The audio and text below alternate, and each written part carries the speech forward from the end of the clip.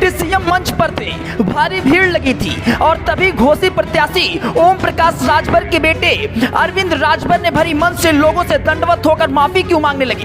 क्या जनता अरविंद राजभर से नाराज चल रही है? क्या राजभर से कोई गलती हो गई है जिसके चलते ओम प्रकाश राजभर के बेटे अरविंद राजभर को माफी मांगनी पड़ी, वो भी जनता के सामने।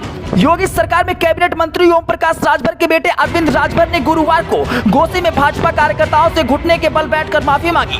ऐसा करने के लिए किसी और ने नहीं बल्कि डिप्टी सीएम ब्रजेश पाठक ने उनसे कहा।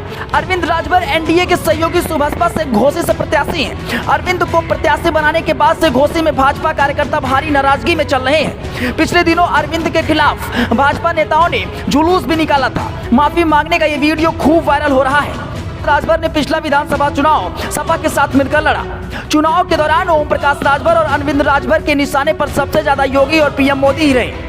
इनसे दोनों के खिलाफ भाजपा कार्यकर्ताओं में तभी से आक्रोश है। इधर विधानसभा चुनाव के बाद परिस्थितियां बदली तो राजभर को दोबारा एनडीए में शामिल होना पड़ा और उन्हें दोबारा मंत्री भी बनाया गया। अपना दल रालोद के साथ ही सुभाषपा को भी एक सीट घोसी लड़ने के लिए दी गई।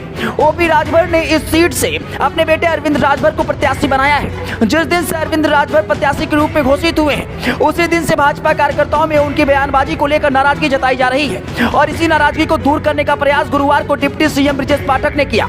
अरविंद राजभर को कुर्सी से उठाकर मंच में आगे बुलाया और इसके बाद अरविंद राजभर से लोगों से माफी मांगने को कहा। पहले अरविंद राजभर ने खड़े खड़े ही माफी मांगने की कोशिश की तो उन्हें घुटने पर बैठकर और लोगों के सामने सिर झुकाकर माफी मंगवाई गई और इसके बाद पूछा गया कि अब ठीक है ना। डिप्टी सीएम के ठीक है ना पूछते ही लोगों ने जय श्री राम का नारा लगा दिया।